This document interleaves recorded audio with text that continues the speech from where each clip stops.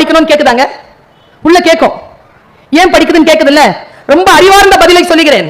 மீசாப்பேட்டையில பிறந்தவங்க. நான் மாநகராட்சி பள்ளிக்கூடத்துல படிச்சவ, அரசு பள்ளிக்கூடத்தில் படித்தவள், சத்துணவு சாப்பிட்டு வாழ்ந்தவள்.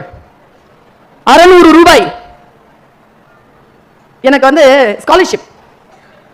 அதுல படிச்சவனா ஒரு பிடி டீச்சரா வாழ்க்கையை ஆரம்பிச்சேன்.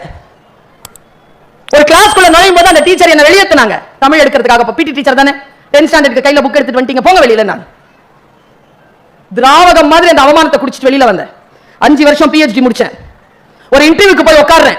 1999 PhD சப்மிட் பண்ணிட்டு போய் உட்கார்றேன்.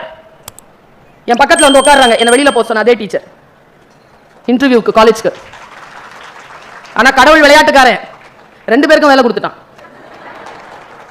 ஒரே டிபார்ட்மெண்ட்டுங்க, 2 பேரும் உட்கார்றோம். ஆனா எங்க தெரியுமா நான் கடவுளை கொஞ்சம் அப்படி சொன்னேன். என்ன வெளியில போக சொன்ன டீச்சருக்கு சரிநிகர் சமானமா என்ன உட்கார வச்சிய. குழந்தைகிட்ட சொல்லுங்க அதுக்கு படிக்கணும்னு சொல்லுங்க. ஜூன் மாசம் 18ஆம் தேதி 16ஆம் தேதி காலேஜ் திறக்குது. போய் உட்கார்றேன். பிரின்சிபல் கூப்பிட்டு எனக்கு ஒரு லெட்டர் கொடுக்குறாங்க. என்ன லெட்டர்னு பார்த்தா, நீங்க இன்னிலிருந்து இந்த டிபார்ட்மெண்ட்க்கு head, you are the head of the department of Tamil. போய் உட்கார்ந்துட்டேங்க. உழைப்பிற்கு கிடைத்த கூலி, பொறுமைக்கு கிடைத்த கூலி. உட்கார்ந்துட்டேன். 3 நாளுங்க தமிழ்நாடு அரசில் இருந்து ஒரு லெட்டர் வருது.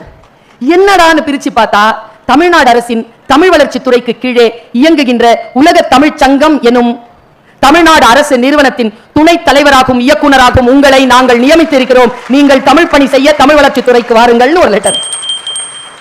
இப்போ நான் உங்க முன்னால நிக்கிறது கல்லூரி ப்ரொஃபஸரா இல்ல, தமிழ் வளர்ச்சி துறைக்கு கீழ் இயங்குகின்ற உலக தமிழ் சங்கத்தின் துணைத் தலைவராகவும் இயக்குநராகவும் உங்கள் முன்னால் இன்றைக்கு நான் பேசிக் கொண்டிருக்கிறேன். நான் வந்து மரபு ரீதியாக படித்த குடும்பத்திலிருந்து வந்தவள் இல்லை, தமிழ் வழியில் படித்தவள்.